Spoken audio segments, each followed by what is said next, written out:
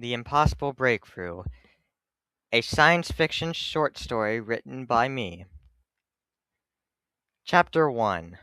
Birth. It was one of those usual calm nights in the city. People arrived home from work. The traffic had died down and the lights had begun to radiate their soft bright glow of the night onto the streets and sidewalk. What could go wrong?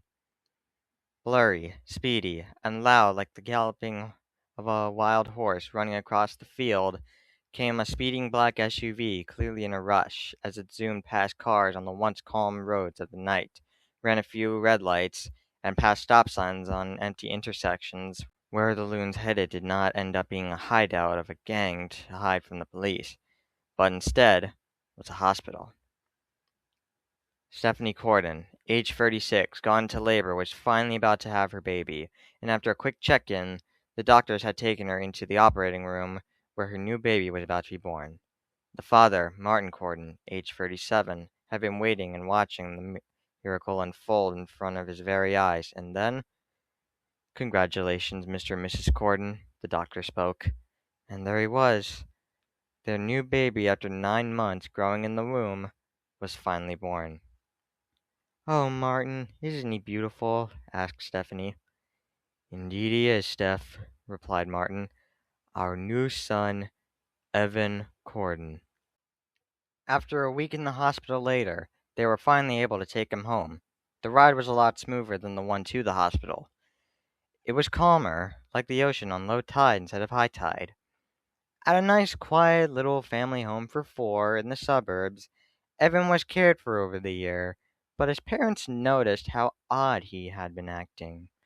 He ate more than he should have, he got drained a little too easily, and he also had a slow reaction time, slower than average. They could tell something was off. During the year, Evan's parents looked up potential solutions, like what kind of baby food to eat, when he should get some activity, give him a head start of education, etc. But their efforts were not working out very well. But they didn't give up, and they kept trying through the year. 12 months of work and adjustments to help their child out were just not working. So they finally decided to pay a visit to the doctor. At the doctor's office, they gave Evan a checkup, finding some issues with Evan, including irregular heartbeat and breath rate, stunted growth on the mind and the body, and also slowness. With the checkup completed, the doctor decided to get a blood sample from Evan, seeing how he likely had a sort of Down syndrome, which could explain why he is slow and underdeveloped. The needle went in and blood was drawn. The doctor turned to Stephanie and told her, "We'll get these results back to you in a week, Miss Cordin. The blood test should uncover why your son has a few defects." "Thank you, doctor. What should we do with him while we wait?" Stephanie questioned. "Just keep a close eye on him and see if any of these should help," the doctor said while handing a list titled, "So your child's defective." Taking the list, Stephanie took Evan home for them to wait for the next week for the results to get back to them. Back at the doctor's office, the blood sample was sent to the lab where they conducted a few tests to get the results, and after a week of testing, the results were in. The results were mailed out to the Cordin family address in a file folder. After her morning coffee on that damp, foggy spring morning, Stephanie stepped out to get the mail, and she found the envelope containing the results.